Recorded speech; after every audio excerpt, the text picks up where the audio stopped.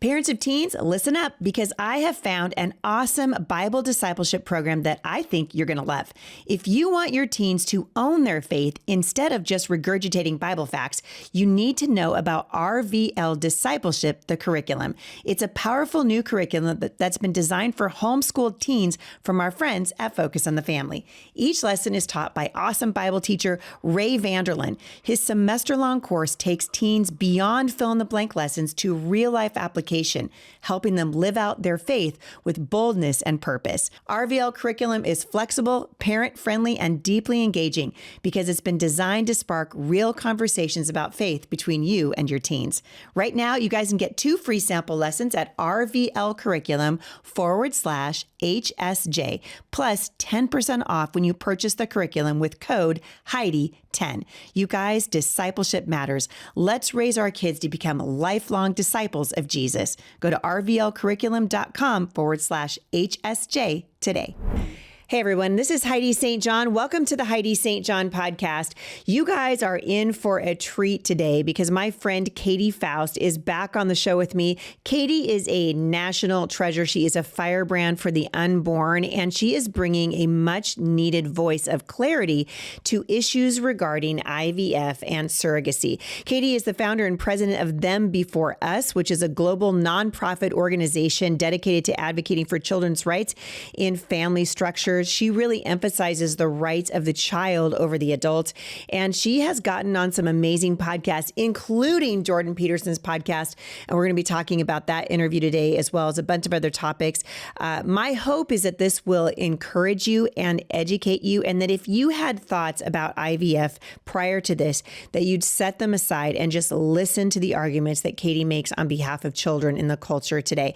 Today's podcast is being sponsored in part by my friends at the Functional Medical Institute. Check them out at homeschoolhealth.com. You guys settle in. This is going to be a great conversation. Stick around. I think you're going to be encouraged.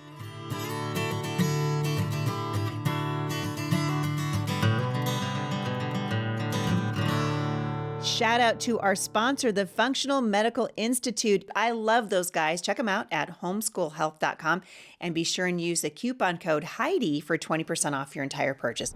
Well, I'm glad you guys have tuned in today. Before I jump in, I want to remind you that my women's retreat, it's aptly titled Born for This, is happening this October, the 10th through the 12th at the Twin Rocks Conference Center in Rockaway Beach, Oregon. Listen, if you have never been to the Oregon coast, you are missing out. Also, the Tillamook Cheese Factory is not too far away from there, where you guys can have cheese curds until the cows come home, literally, because there's cows everywhere too. You're going to love it. We're going to spend quite a bit of time just diving into what's happening in the culture right now and giving you an opportunity to reflect on what God wants you to do. Because you guys know my feeling about this, and I know Katy is going to agree with me. This is your life. You got one shot. You guys show up for it. What is it that God wants you to do? I think that you were born for this time in human history. And that means all the controversies that we see around us, all the political struggles, all the geopolitical struggles, all the issues that we're facing in marriage and family. You were born for this. You were born for this time. And so we're going to talk about what it looks like to get off the bench and onto the battlefield, to be able to hear the voice of the Lord above all the other voices that are calling out to you in the culture today. His voice, women, is the only one that matters. It's one of the reasons I am so thankful for my friend Katy. Katy Faust is joining me today for the second time, and I'm so thankful. Third time, fourth time. You've been down here a bit. Thank you. We're just going to make this a repeat occasion. We're going to do this over and over and over and over. Yes. Because there's no place I'd rather be than chatting with you about all the things that matter most to God and for kids. Well, and this is the time, right? One of the things I think that is so neat about what's happening with you right now is you have this really unique ability to read a room. And God has really elevated your voice for this time in the culture. The last time you were here, we talked about the millennials and Gen Z and the Gen Xers. And boy, Gen Z is killing it right now. They're asking important questions. That's right. They're asking important questions. They are rejecting so much of the ideas of the sexual revolution that have led to the horrible fallout that we are seeing all around and that they have seen as well.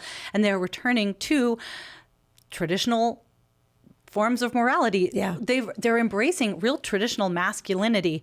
You know, I like just hitting the gym. I mean, like, I go to the gym with my 17-year-old son. All his friends are there. Like, honestly, when I was in high school, nobody was hitting the gym. No. I don't remember that at all. No, And the girls, I mean, like, I've got 2 daughters. Beautiful, feminine, also fierce. But there really Shocking. is a re-embrace. I know. I can't imagine. I know. Katy Faust has fierce daughters. Who knew? It's odd. Where did they get it? It's Where do they get it? so strange. But they love being beautiful and they love being feminine, and they don't necessarily want a guy that's going to be passive or beta. No. Like, they want a guy that's going to step up to initiate, that's going to lead them. And they say that. I want a guy who can lead me. Now, that is not something that a lot of people were saying. I don't even know if a lot of Christians were saying it, Nope. 10, 20 years ago.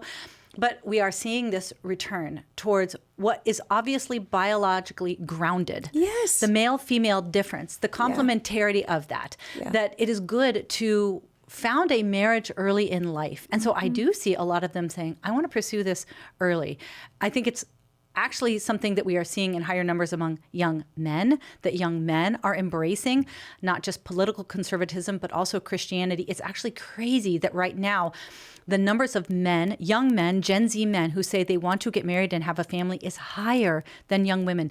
That's actually never been seen before, kind of in cultural history. Typically, women are the ones that are seeking the security of marriage and who have that more of a biological drive for children. But we're seeing now Gen Z men, more of them reporting they want marriage and children than women. Crazy. We're also seeing church attendance higher among Gen Z men than Gen Z women. It is this crazy worldview divide. And unfortunately, a lot of it is politically driven, that men are swinging towards political conservatism. And unfortunately, young women are being incredibly captured by progressivism. And I'll tell you, that is not, again, it's just another impediment to a great dating experience, because they've already ruled one another out based on their worldview before you can even, get down and have coffee. Yeah. Well, and we're seeing the political figures of our day talking about this stuff, right? They're not just talking about geopolitical politics. They're talking about the falling birth rates here in the United States. I mean, the plummeting birth rates in the United States. We're not even at replacement value anymore here in the country, and we've aborted so many millions of our babies. Yeah. And now, and you guys, we're going to talk about this today, surrogacy and IVF and all the things. But to me, what I see happening, and I have so much hope. I told you, our son graduated a couple of weeks ago from Portland Bible College, and I went to that graduation service. And there was, 100 kids in his graduating class. I was so encouraged, Katy, to see these young people in their 20s and 30s just boldly, unapologetically praising God and saying, we're giving you everything. We're giving you everything. Because I think you're right. There is a reaction to the lies that the feminist movement started, and free love and all that, and all the disgusting, hijinks of the 60s. And now we're seeing a return to sanity again. I think the left pushed too hard, and I'm here for it. You guys want to push it all the way off a cliff. I think it's fine. It's good. Let's go. Yep. There's some famous author that said you can drive nature out with a pitchfork, but it's always going to come roaring back. And that's really what the sexual revolution did. It tried to suppress things like the biological reality of the distinctions between male and female, the importance and the goodness of marriage, who children are, how they come to be, to whom they belong, and what are the factors that lead to their flourishing. I mean, we have worked so hard to override that, especially in terms of our cultural messaging and honestly targeting young women especially. But you can't suppress the truth forever. It's like a beach ball that you can hold underwater for only so long. But now it's reemerging with force. Some of the young people, I think millennials especially, were really captured. We're sucked in to a lot of that, and they are suffering the fallout as a result. I mean, like we've seen, they can measure it, rates of depression, anxiety, and mental health disorders among largely young, white, progressive women have the highest rates of mental health challenges. All I got to do is get on TikTok and you can find that out pretty quick. Oh, 100%. But it's because they are drinking in all of these poisonous messages that largely have to do with their bodies, right? And a rejection of their own body, seeing their body as their enemy, seeing the children of their bodies as the enemy, seeing these traditional roles, the ways that they are automatically, naturally wired to seek protection and security in a sexual relationship versus, sleeping with 100 guys a night, as OnlyFans will now allow you to monetize. Unbelievable. So, yeah, it's just, I think that we are seeing a return of a re-embrace of biological reality and all the different anthropological aspects of that, from making life, holistically, naturally, and understanding that your body, even things like the birth control pill, like even young women are like, I don't want the hormone in my body, even if they're not pro-life. They're like, I don't want that. I want to know my body. You've got the Aura Ring thing popping up where they're like charting their cycles and understanding how they work. Like, yes, let's go. Bring it all back. Your body is not an obstacle to your true self. It is your true self. Right. Like, love it, embrace it. And along with that goes along with some really serious ideas about how we maintain and form families. Well, and I think, too, those ideas are being put out now into the culture by people who are your age and my age. I saw Tucker Carlson. I think Tucker and I are maybe, 6 months apart in age. I was recently with Kirk Cameron doing his show, and Kirk and we found out almost exactly the same age. And I am so thankful that these men and women with platforms who now have been married quite a while. How many years have you guys been married? 27. It's amazing. So 27 years, I'm coming up on 36 years. And I think that these people that are using their platforms to say marriage is wonderful. I mean, that Kirk Cameron, who's been a Hollywood icon. I mean, the first time I met Kirk, I was like, listen, guy, this was like several years ago, but I was like, we need to get this out of the way. Okay. I may or may not have had your poster in my locker. Okay. When I was in high school, I may or may not have been like, I sure hope I marry Kirk someday. Of course he married Chelsea and she's wonderful.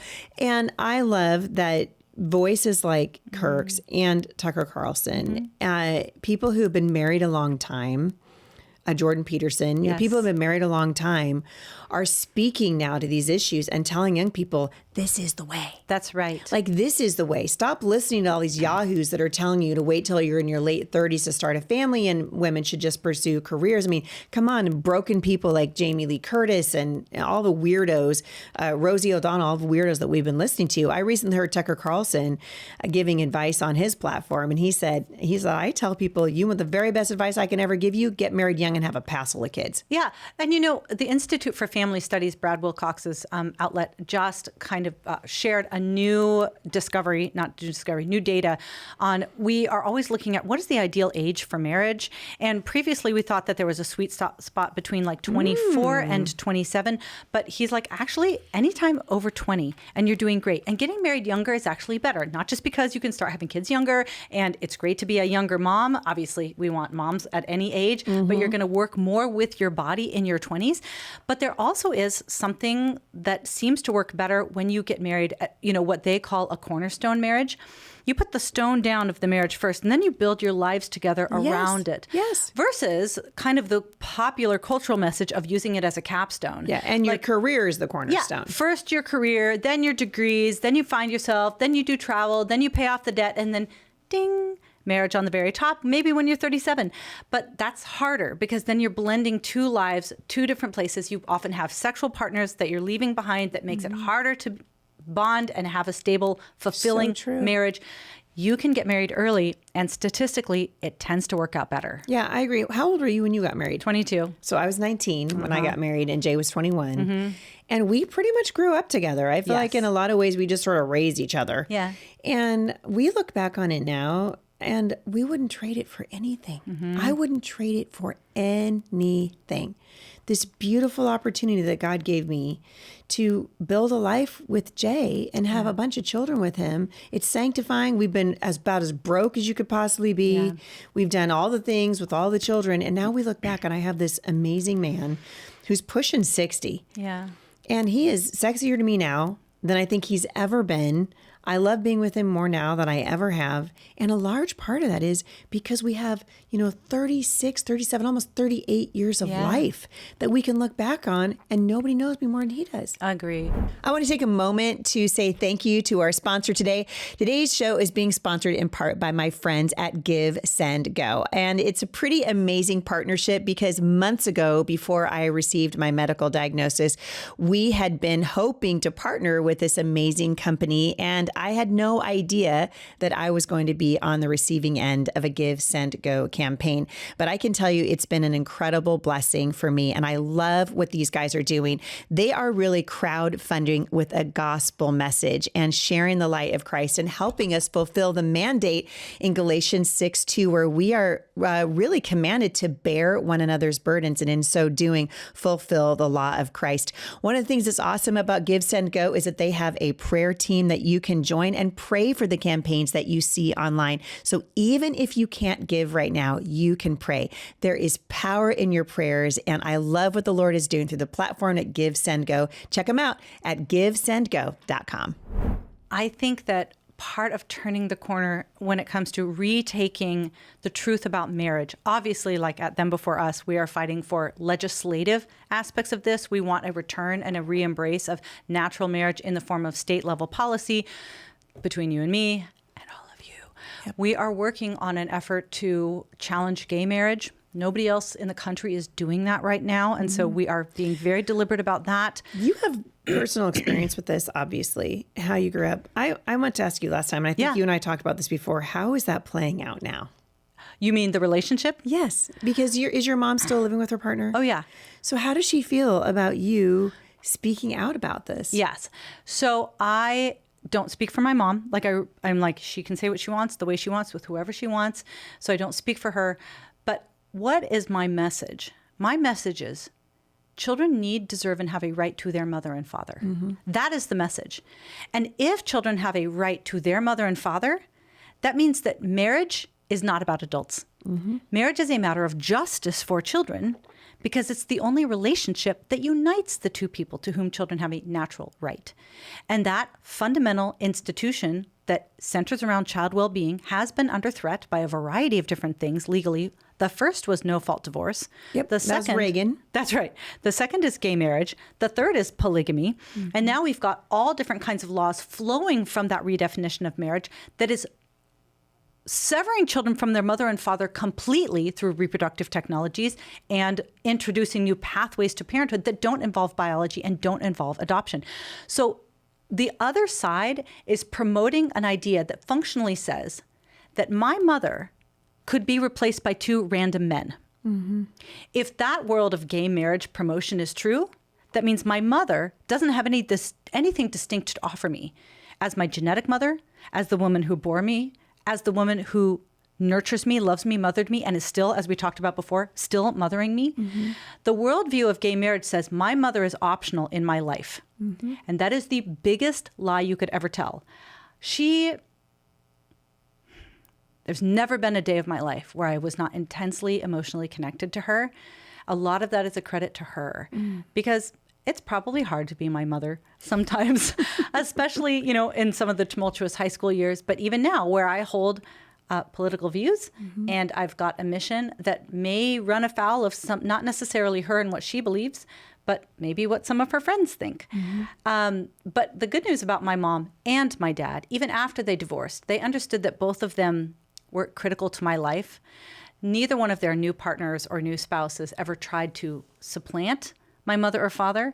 My mom and dad kept a circle, kind of a boundary circle that emotionally kept me in, but did not allow their partners to come into that circle either. So unfortunately, when there's a divorce or a remarriage or a repartnering, sometimes that new partner or stepmother or stepfather can come in and be like, I'm the mom, I'm the father now, I'm going to tell you what to do. Right. And my parents are like, not your business. Right. So it was always my mom and dad, even after the divorce, who were my parents. So I think that they had some good emotional boundaries because they understood that kids need their mother and father. Right. So the core of my mission actually is completely aligned with what my mom thinks. How that works itself out in policy and whether or not she agrees with that is something that she could talk to if speak to if she wanted to. I think, I mean, obviously it's a credit to your relationship with her that you're out here doing what you're doing and still saying, I love my mom and she's a wonderful mother. Yeah. I think that makes you the exception, probably, and not the rule, at least in my experience, having grown up in Portland and been exposed to this quite a bit in my life. I saw something interesting the other day. One of the key voices, and I don't know her name, for Gays Against Groomers. It might be Jamie Mitchell. I'm not entirely sure. And I appreciate, as a person who is very much against the grooming of our young people, which is happening in our schools via comprehensive sex education and the transgendering, the transgender messaging that's in our schools. So I appreciate what Gays Against Groomers is trying to do. Yeah. She came out and said, listen, we're standing up against transgenderism. We're standing up against pedophilia. We're standing up against all these things that are hurting children. But she said, you come, she got right in everybody's face. You come for gay marriage and it's going to be over. Yep. Sure. And I was like, I mean, you just said, kind of quietly, you're coming for gay marriage. We're coming for gay marriage. Let me tell you why we're coming for gay marriage. Because once you equivocate heterosexual and homosexual relationships, once you make husbands and wives optional in marriage, the automatic result is mothers and fathers become optional in parenthood. Yes. So we have made, and gay marriage was passed on the promise that it was just about the adults and what they want and getting hospital visitation rights and, tax benefits and all of that. I'm sorry, no. That's not what it did. 2 years after Obergefell was passed, Arkansas had a case that went before the court called Pavon that said that 2 women could be on the child's birth certificate, legally erasing the child's biological father if one of the women was married to the biological mother. So that is state-sponsored lying. That is state-sponsored fraud on a child's primary identifying document. So it was very, very clear that the constellation of benefits that Justice Kennedy wrote about in the majority opinion also included children. The problem is that same-sex couples can never both be the biological parents of the child. So now the law must accomplish what biology prohibits. So now we are doing all kinds of legal gymnastics to try to allow same-sex couples to acquire children, other people's children.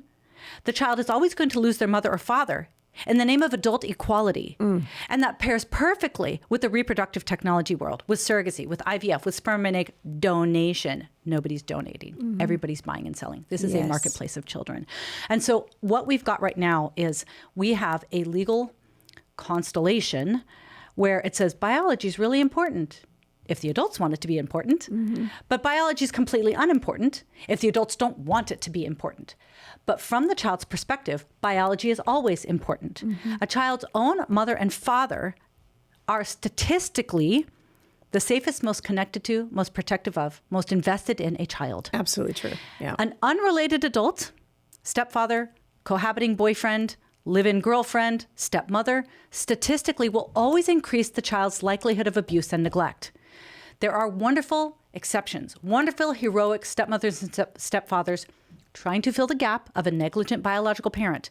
But at scale, children will always increasingly face risks of abuse, neglect. The farther away they get from their biological parents. Anytime there's an unrelated adult in the home, anytime there's an unrelated, even if it's mom and dad and side chick, even a throuble situation, a polycule, like consensual non-monogamy, or however you want to rebrand polygamy these days. Right. It's always going to introduce an adult who is introducing risk to kids.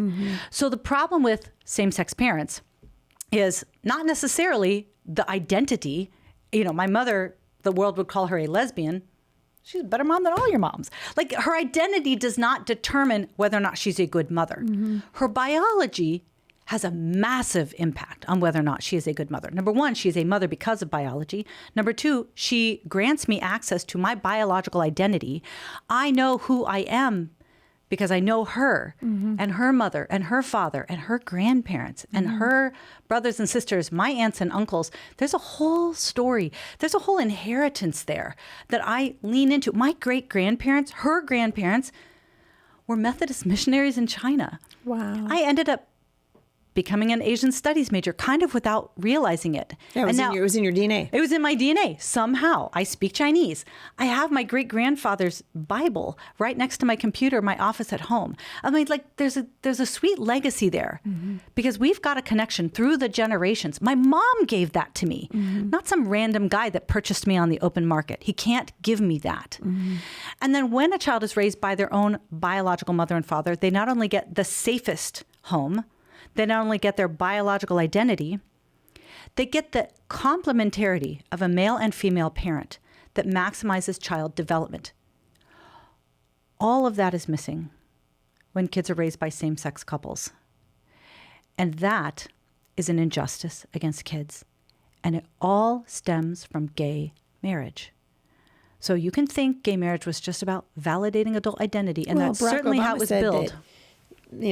Famously, the night that decision came down, he said, I think we can all agree we have a little bit more perfect union. And I remember where I was when that decision came down. I was in Palm Desert.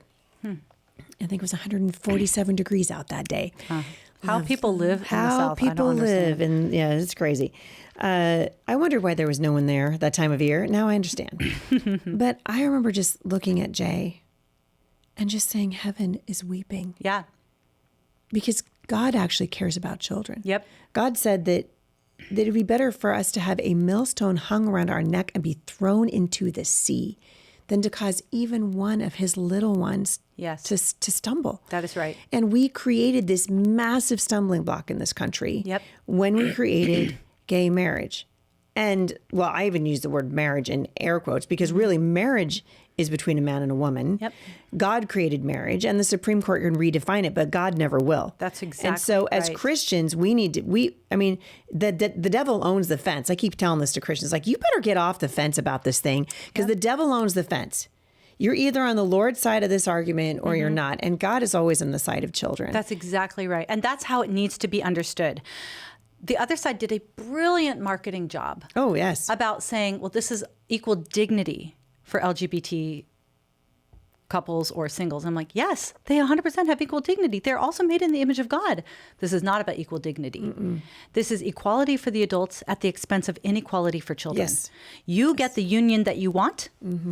And even if not every child in the country, but legally we have now, in essence, created children, regarded them in law as accessories to be distributed to the adults who can acquire them. It's like a handbag. It is a designer handbag. So like we used to have this understanding that children belonged to their mother and father. We are now setting up a system legally because we are overhauling parenthood laws state by state because we have the reproductive technologies to facilitate and this kind of the schools thing. are doing it too. The schools are normalizing, right? Alternative family forms. And what we are doing is now we are buying children. We are seeing the commodification of children, and we are seeing the validation, the endorsement, and sometimes even the subsidizing of those motherless and fatherless children in the name of adult equality. Well, I wonder if it hasn't opened the door more even for the state to come in. And we were seeing this here in Oregon, certainly in Washington, where the states are saying oftentimes through the schools, your kids are not allowed to opt out of, or they have to opt out, right? We're going to opt them in. They have to opt out when they know that the parents don't want this stuff taught to their kids.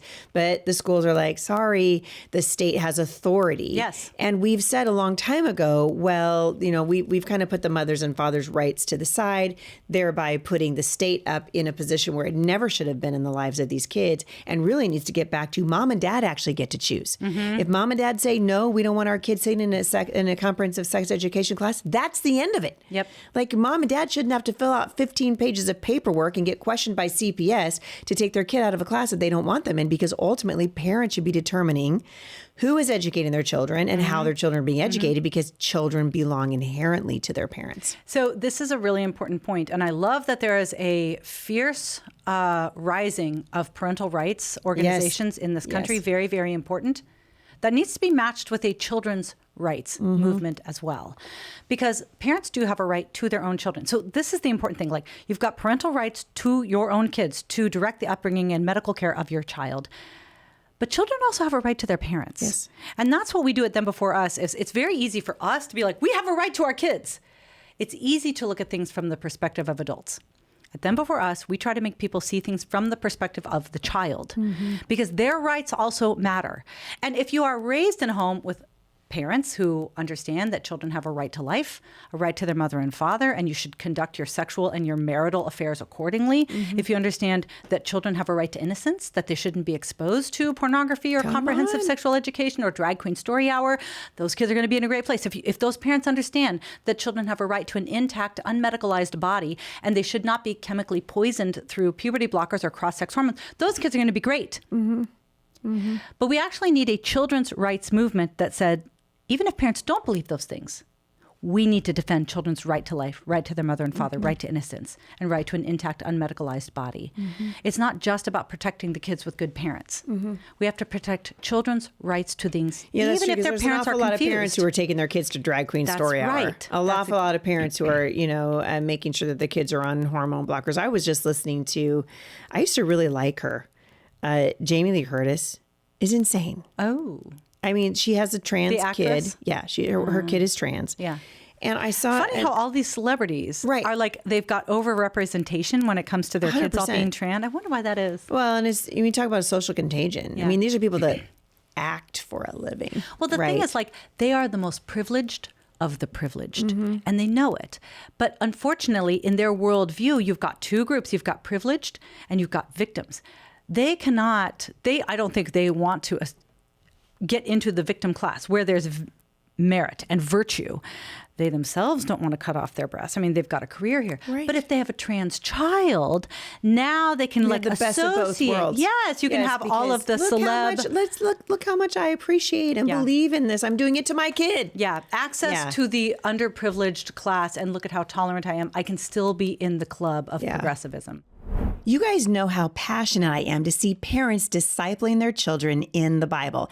And while it doesn't have to be complicated, it does have to be intentional.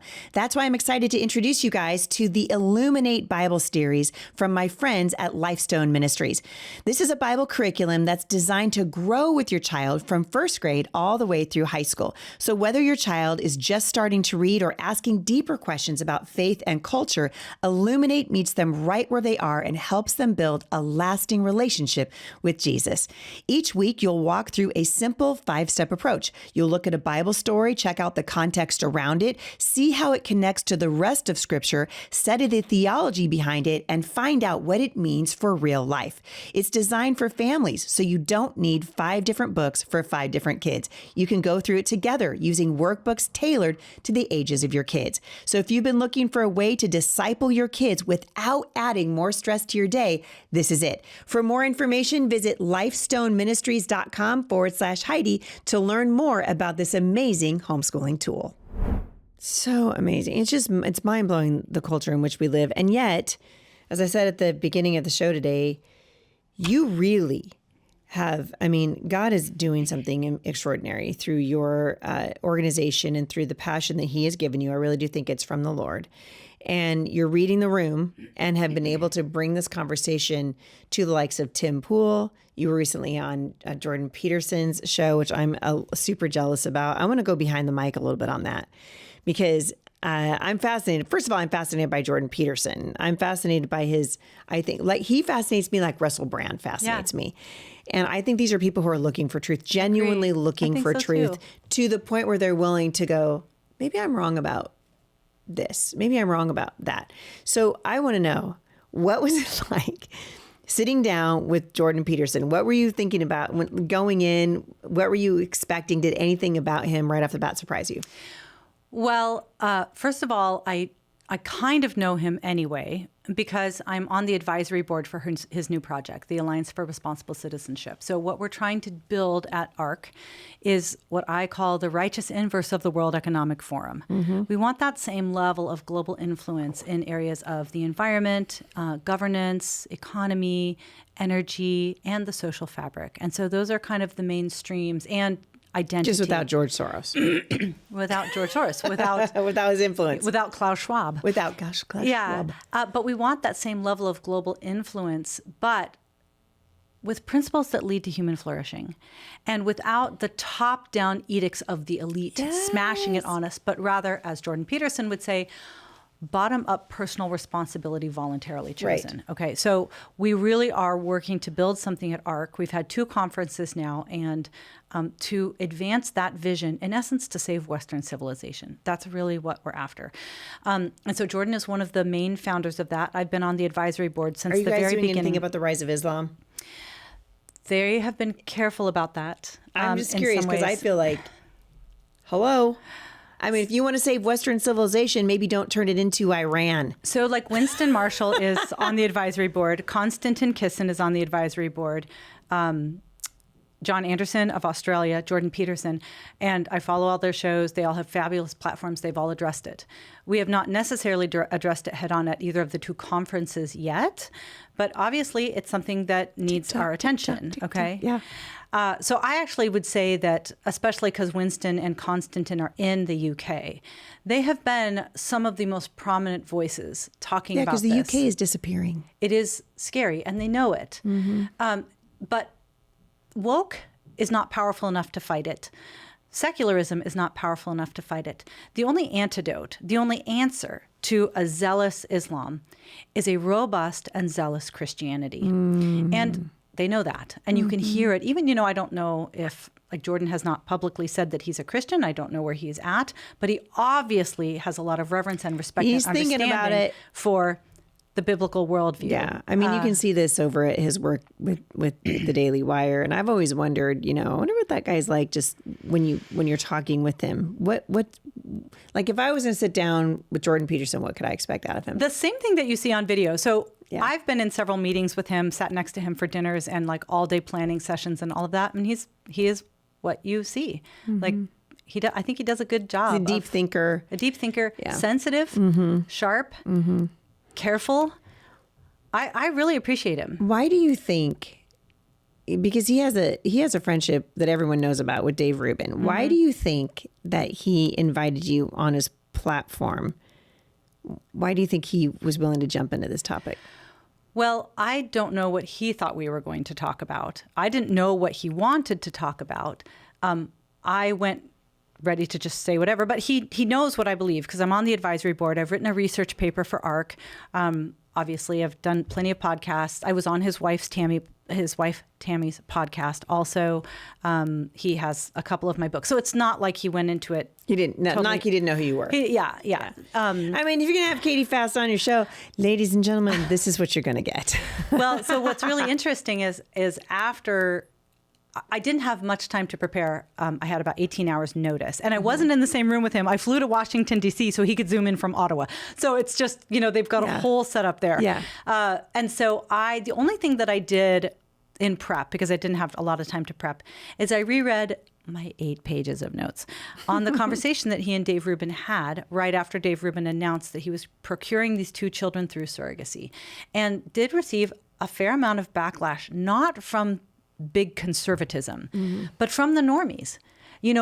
When Dave Rubin announced that he was having 2 children through surrogacy, you had the Blaze TV congratulating them. You had PragerU congratulating them. You had major conservative figures congratulating him. Yes. But what you had was all the normies who followed PragerU and the Blaze TV going, why are you doing that? I'm sorry, what? Yeah. You of traditional family importance, you of mother and father fame, you who have done videos on honor your mother and father, this is the first command with the promise, and now you're congratulating the guy that is intentionally ripping the children away from their mother. So I thought that it was a fascinating moment to see how even the elite conservatives can be captured and be directed by their friendships over conviction and biblical truth, which to me is something that I think all of us should be aware of. Very, very often when you see friends of yours who used to be biblical and BSF leaders and all of that, suddenly they're like, actually, I think gay marriage is okay. You're like, but their kid decided that they were gay. Yep. And there actually is a passage in Leviticus, it's super harsh, that talks about how if your wife, if your friend, if your daughter, if your son entices you away from the Lord to worship other gods, kill them. So harsh. But it's a recognition that the people that are in our closest sphere of influence can pull us away from the truth very, very easily. And so I look at that and all of these big conservatives congratulating a guy who's supposedly sort of a darling on the right for creating a motherless child. Because they need the gay lobby on the right. That's why. Part of it That's is that, why the log cabin Republicans, that's why you see, and they're like, listen, the enemy of my enemy is my friend. Right. And so I think that's a large part of it. And you and I both know homosexuals who are on our side of the political aisle, and I'm thankful for their voices, but it doesn't mean I'm going to throw out my personal conviction about whether or not you guys should be A, allowed to be married, or B, buying and selling children. Yeah. And that's really what you're saying. It is the thing that we're all susceptible to, which is being more empathetic to the adults in our world. Allie Beth Stuckey would call that toxic empathy. Yes, and she's exactly right. Yeah. Read her book. It's very good. So he, he is like a lot of other conservatives where he's got a good friendship with Dave Rubin. After Rubin received quite a bit of backlash, he, oh my goodness, what's his name? Head of the Blaze TV. Oh, I can see his face. I know. How can I be blanking on this? Little white beard. Yes! He looks like Glenn Beck. Glenn Beck. I want to say Colonel Sanders, but no, it's Glenn Beck. No, Glenn Beck had him on and be like, well, let's talk about this. I mean, and kind of ran a little cover for Dave Rubin. And then Peterson had Dave Rubin on and did a little more of a pressing and probing, but ultimately kind of came to the point of, well, I guess Jordan understands that there's an ideal. He reiterated it several times in our conversation together. But when it's your friend, it is very easy to say, maybe this is okay. Yeah. So anyway, before I had the interview with Jordan, that's all I read was the notes from their conversation together. I haven't seen, I hope, and I'll link back to it. I'll try to remind Alyssa, let's get this linked back to that interview linked back to in mentions today so that people can go and watch your interview with Jordan. But I wonder, at any point, did you guys talk about the cost of telling unpopular truths? Because there's a cost to it.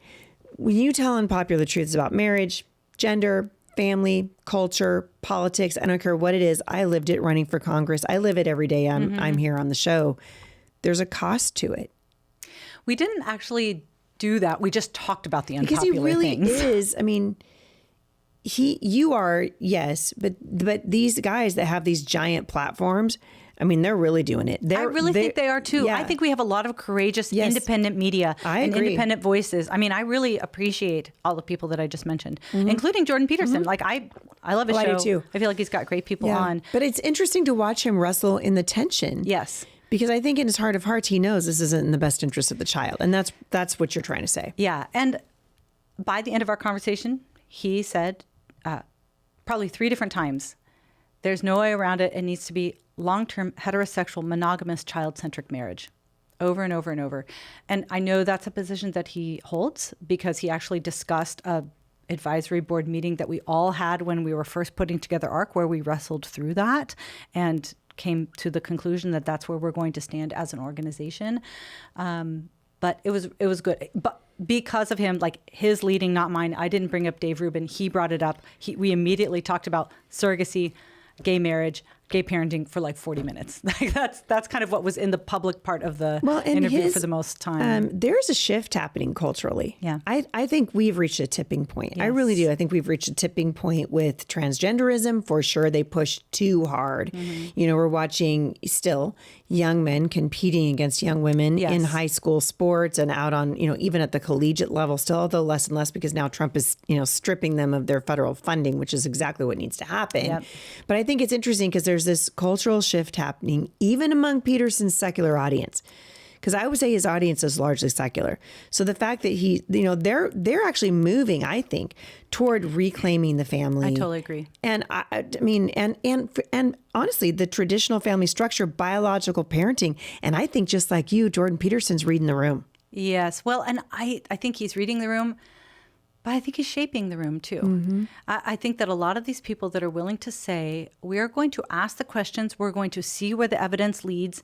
And honestly, to his credit, I think that happened in our conversation together where you could see him. I mean, he knows human nature. Yep. He knows human nature. He knows men and women. He knows the importance of mothers.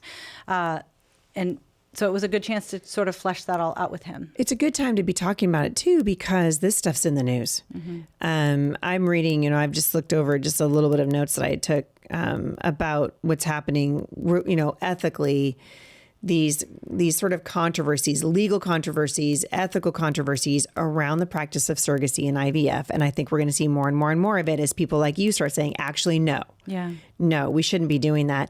There was a landmark decision in Alabama in 2024, where the Alabama Supreme Court ruled that frozen embryos are legally considered children under the state's Wrongful Death of a Minor Act. So this decision led several IVF clinics in Alabama to suspend services due to fears of legal liability, and it sparked a national debate over legal status of embryos and its implication for reproductive rights. Now, enter President Trump. Okay.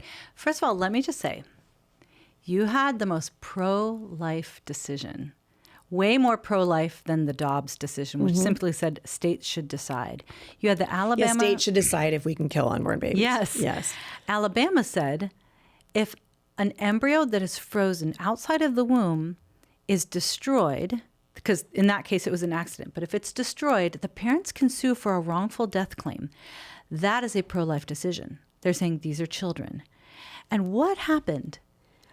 Many major fertility clinics and hospitals throughout Alabama said, oh, if these are children, we cannot do business here. There's something about identifying those little lives as fully human that actually eradicates the practice of IVF. Why do you think that is? It's because the discarding, the destroying, and the donating to research is foundational to big fertility. Yep.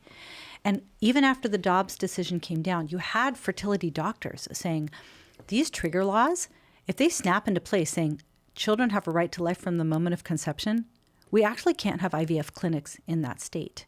Because our business, they literally said, I've quoted her in several articles, our business relies on grading embryos, screening embryos, and discarding embryos. That is the only way that we can do IVF. Otherwise, the parents won't get the product that they are looking for.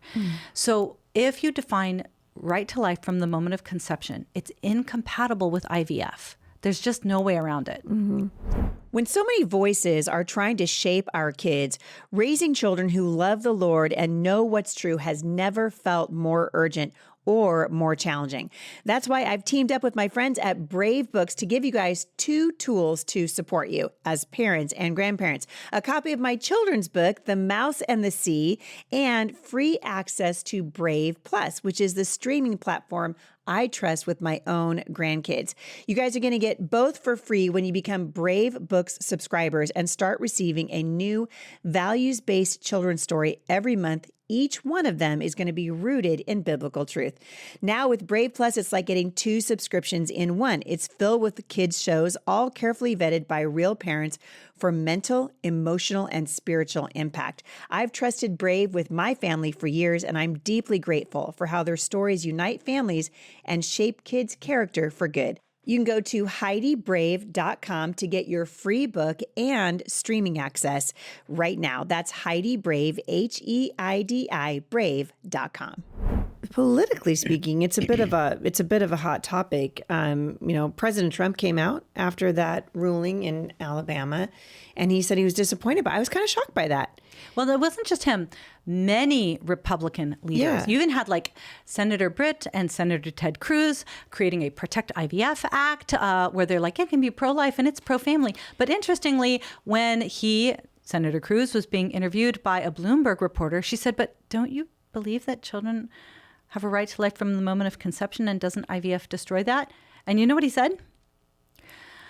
100% of senators agree with my position that we need to protect IVF. He dodged the question because he's an epic coward. But don't get me started on that. There was such Who was this? Senator Cruz. Ted Cruz. Ted Cruz did that. Yes. So protecting IVF is a politically popular position because people don't understand. Even pro-lifers don't understand what goes into it.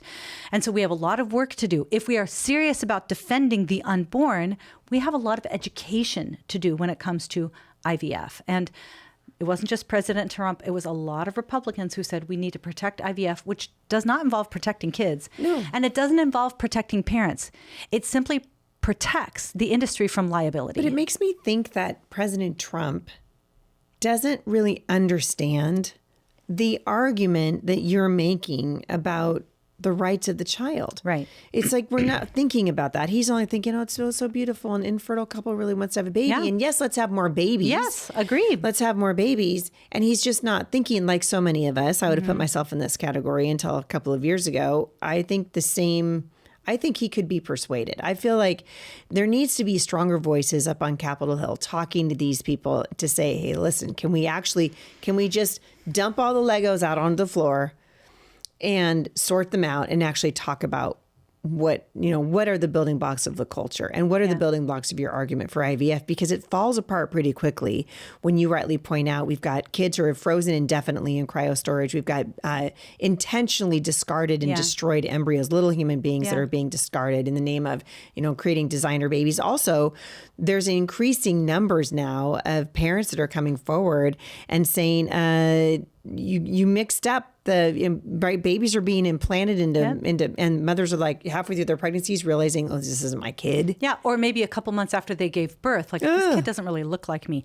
There have been so many IVF mix-ups, so many times where a woman has given birth to a child that's not hers. Sometimes the court rules that the child should stay with them because that's the only parents they know. Sometimes there was one situation last year where two couples had the wrong embryos implanted. They were born about a month apart. And so then they had to swap babies at when they were 4 or 5 months old. And they, of course, these mothers bonded with the children that they nurtured, that they cherished in utero, that they nursed.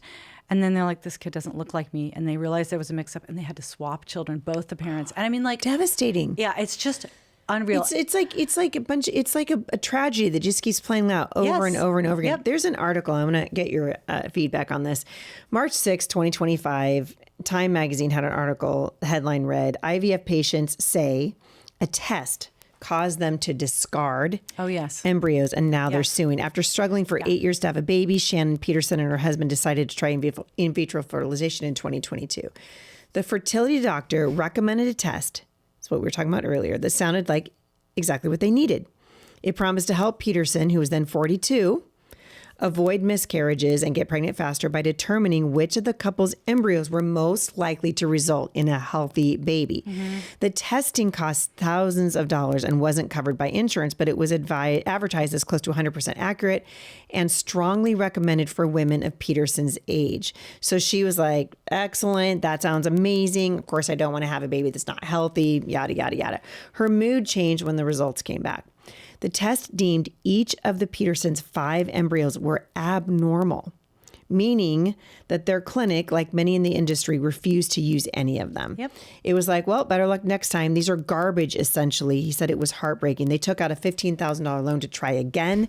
The second IVF cycle yielded only 1 embryo, which they decided not to test, and it did not result in a pregnancy. The disappointment felt like the end of the road, so they were looking into fostering an adoption until Peterson started researching the add-on test that she'd taken the first time around, and the pre-implantation genetic testing, PGTA. By some estimates, it's used in close to half of IVS. It's a screening that's performed after a patient's eggs have been retrieved and fertilized to create a child. Mm-hmm. But before any of these little babies, these embryos have been transferred to the uterus, they take little biopsies and they remove just a few cells to see if they have the right number of chromosomes, blah, blah, blah, blah, blah, blah, blah. She finds out, oh, hey, there's so many false positives and false negatives, I should say. She finds out, I killed all of these embryos and probably they were fine. That's right. That is right. Okay. It's so angering. So we hear this all the time from parents that went through IVF and are grateful for their children that were born alive, because I am also grateful for their children that are born alive. Yes. I mean, children created through IVF are just as precious and worthy of protection as every single child. I just wish that the 97 to 93% of kids that die in the process were also born alive. Okay, like it is a fraction of kids created in a laboratory that are actually going to be alive at the end of this process. Sometimes because it's brutal to be frozen and thawed. Sometimes because selective reduction will be recommended, which is abortion if the child's not developing properly or there's multiples or whatever. Mostly because they're going to be screened out of existence before they're even implanted. And a lot of these tests, like the pre-implantation screening, offer a lot of false negatives. So this test had flagged them would as be just fine. Well, also, it also brings up another ethical argument. So the PGTA test flags these kids as having serious chromosomal abnormalities. So let's say I find out that I'm going to have a Down syndrome baby. So now that baby's not worthy of life because there's a chromosomal abnormality. Yep. Well, we can't have that. Nope. And they're still not addressing that because even though, so they were able to go back and take these old embryos, and she decided go ahead and implant them, even though the test said that the kids are going to, come out with problems. Yeah. And then she has a little baby boy in November of last year, and he was perfect. Yeah. And it raises two really important questions.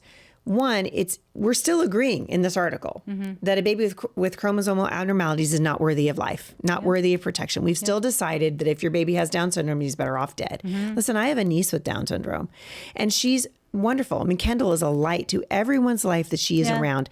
Neither one of her parents would say that they wish she wasn't born. This kid, I mean, she never has a bad attitude. Yeah. She's just a sweet kid.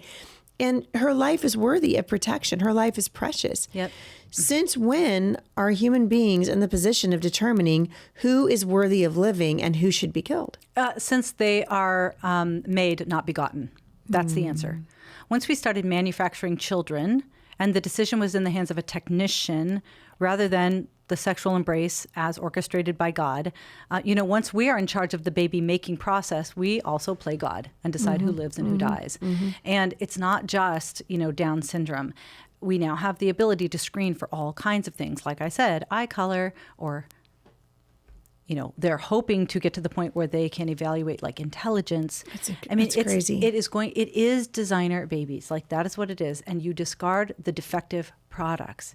Sometimes you get that mix up, but a lot of times you get just victimization of children because the adults want it that way. I mean, it's actually just a sickening marketplace. And I think I'm hoping that this podcast, it's going to be downloaded tens of thousands of times. I'm hoping that people listening to this who maybe had their heart closed before because either they have children through IVF or they know someone who does, like I do. I know several people who have children through IVF. And like you said before, those children are beautiful and they're worthy of protection, but that's not the point you're making. Yeah. And I'm wondering what you say, Katy, what is your, I guess, admonition, your encouragement, to people who are on the fence about this thing and they're starting to sort of see the light sort of cracking through like, oh, hey, so where do we go from here? If you, in a perfect world, Katy, would you say we should not have access to IVF at all? Was that your position? So I would say in a perfect world, even if you don't say there should be no IVF, you should recognize the personhood of children, whether they're in utero or out of utero, whether they are frozen or whether they're in the womb, that children from the moment of conception are persons with human rights and need to be protected. If that is what you did and you said, we're going to treat these children like the children that they are, you'd actually eradicate like 98% of IVF. Just by saying we need to protect the human rights of the tiniest citizens in our country that are being created in a laboratory. I think that would prohibit freezing embryos. It would mean that any child that you create, you immediately implant. Because oftentimes when the kids go into the freezer, they never come out. Yes. We don't actually know how many children are in frozen storage in this country because Big Fertility doesn't have any record-keeping requirements. They don't have to share data with us about what they do with these little lives. People tend to say 1 million. It could be as many as 10 million with the amount of cycles that we have and the amount of storage, and that a lot of these kids have been there for 20 or 30 years. We've got 20 to 40% of them that have been functionally abandoned. Nobody's paying the storage fee. They can't find the parents anymore. But what do? Like, you can't just throw out the embryos. What if somebody comes back later? I mean, it's this huge ethical dilemma. We've got like frozen orphanages scattered all across the country. So if we just recognize the personhood of humans from the moment of conception, That alone would wipe out most of the abuses, most of the human rights abuses that take place in the name of big fertility. And then the only way to do that is through legislation, I would think. You have got to be engaged. So we at Them Before Us, we talk about how people are like, what are you trying to do, Katy? And I'm like, global takeover. Like, I want to take over the world. Yes. I want to. You'll do it for IVF, I'll do it for education. Yeah, that sounds really good. Let's go. I want to do it on behalf of children's right to life and right to their mother and father on every issue. And so this is the thing. We're talking about IVF right now. This is a hard topic for people in our world to hear. Christians who are marriage-minded and love children, who can be struggling with infertility. This is the conversation where at Christian conferences people tend to walk out. Not so much on divorce. I get a lot of cheers on the gay marriage stuff, but IVF, this is the place where we are now running up against the adult self-interest in our audience. And that is the problem with advocating for children's rights, their right to life and their right to the mother and father. At some point, it is going to ask every adult to sacrifice. At some point, it is going to run up against some adult self-interest. A lot of the time, it is because you're in that season where your marriage is struggling, and you're like, gosh, if I could just escape.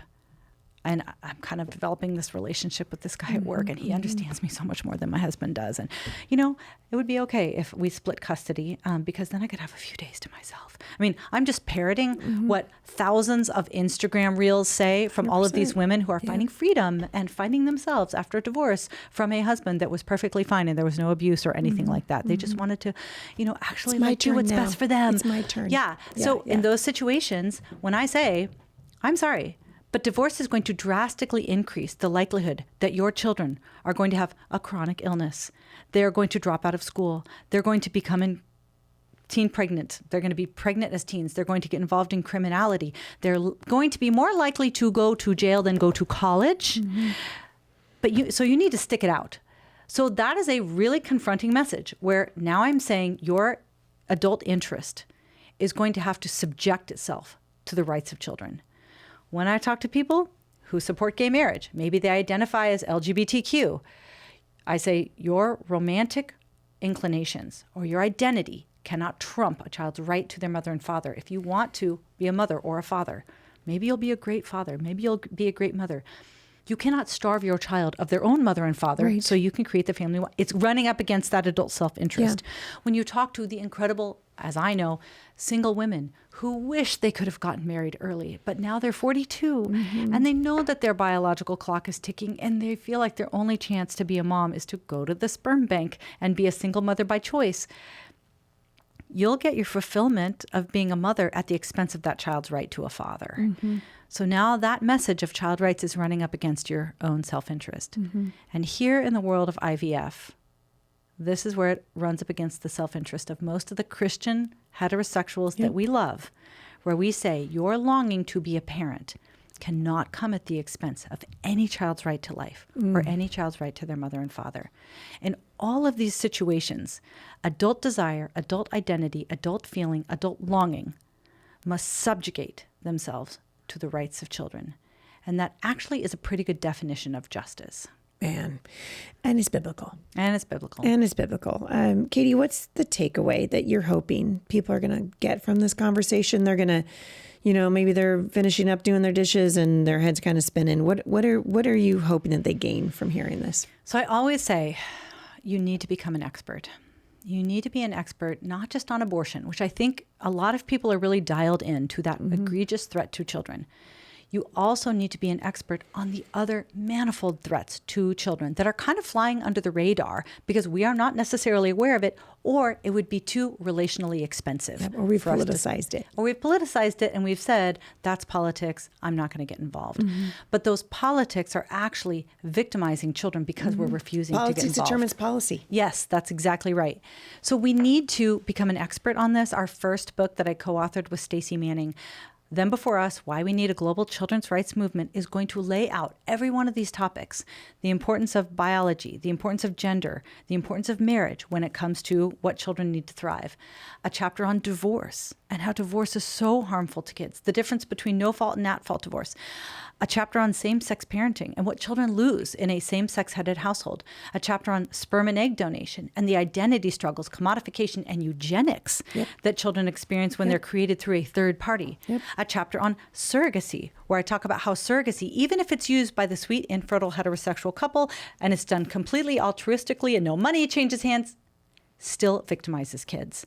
And then there's a chapter on adoption and why adoption stands in stark contrast to surrogacy, how adoption is an institution centered around the well-being of children. Reproductive technologies are a marketplace centered around the desires of adults. These two things are totally separate. So we have tried to create resources so that if you care about kids, if you understand that this is a battle that you need to wage on their behalf, you come to me. You will brandish such fantastic weapons on behalf of kids. Nobody will be able to stand against you because you're going to be armed not just with the biblical truth, which I trust you already have, but with natural law, with social science, and with, 120 some stories of kids that grew up without their mother and father because adult desire was prioritized above their rights. You need to go to battle for them. So Them Before Us, Why We Need a Global Children's Rights Movement, the book, come to thembeforeus.com. The bottom line is that if we are going to defend children, if we are going to right-size this very wrong thinking about marriage and family in the cultural, legal, and technological realms, we, in our personal lives, have to put kids first. And in the policy world, we have to put kids first. Man, we got to do it right now. Yeah. We got to do it right now. This is the time. Katy, thanks for shedding light on these really important cultural issues critical to our time. And I hope it sparks conversation. I hope that people I hope that people are sending these podcasts to their pastors. Man, we need the church to engage in this stuff. Yeah. If people want to reach out to you, what's the best way to do it? You can go to thembeforeus.com. Please subscribe to the newsletter. I will equip you. I will arm you to the teeth. We are all about fighting on behalf of kids. Follow me on Twitter, @advo_KATY. We're on all the social media platforms. We run great reels, great posts on Instagram. So find us there. But mainly just come and join this movement to defend kids. The civilization kind of depends on it. Yeah, I would say that's true. Also, can I just say, this firebrand of a woman is right here in Washington State. So all of you people that are wishing that Washington State would just fall off the map and go into the ocean, we live here, okay? God's doing really amazing things in the Pacific Northwest and around the world. This is a movement that I think God's going to bless. Katy Faust, thank you for coming on today. Always a joy to be with you. It's been a joy to have you. Well, you guys, that's it. I hope that blew your mind today and that you're encouraged and educated and inspired. I want to encourage you to really reflect on the importance of prioritizing children's rights in all aspects of family formation. And what Katy's doing really should be the battle cry of every Christian in the culture right now. We spend an awful lot of time talking about abortion, which is obviously egregious and wrong and terrible and awful. But we don't spend enough time talking about this, and we have an opportunity to do that right now. I'm going to link back to Them Before Us and Katy's books in the mentions today. If you guys have thoughts on this, I want to hear from you. You can reach out to me directly at HeidiSt.John.com/Mailbox Monday. Please keep your thoughts short and sweet and to the point. And if you've got questions that you want us to answer, I'd be happy to send some of your questions to Katy, and those can be addressed here at Mailbox Monday. So again, that's HeidiSt.John.com/Mailbox Monday. Don't forget my women's retreat, Born for This, is coming up October 10th through 12th at Rockaway Beach. That retreat is filling up. If you're interested in joining us, now's the chance. Go to HeidiSt.John.com/events. Thank you guys for listening. Thank you for your continued prayers for me as I am on hiatus. We really appreciate them, and we feel those prayers. You guys, God is doing amazing things right now. And so ask him where he wants you to get involved. Get off the bench, get onto the battlefield. Thanks for listening. I'll see you right back here again at the intersection of faith and culture. Well, you guys ask me all the time about ways that you can disciple your young children. And I want to tell you about something I found that I think you're going to love. I am always searching for curriculum that's theologically solid, rich in apologetics, and wait for it, easy to use. And that's why I'm excited to tell you about the Answers Bible curriculum for homeschool from my friends at Answers in Genesis. This amazing program covers the entire Bible in just 4 years, and it was created specifically for kindergartners through 5th graders to be taught at the same time, which is going to save you time and simplify your day. You guys are going to get quality that you expect from AIG, and it's deep, fun, packed with truth, and designed to equip your kids to defend the faith. If you're ready to try it, head on over to answersbiblecurriculum.com/Heidi and download a free lesson to get started. That's answersbiblecurriculum.com/Heidi.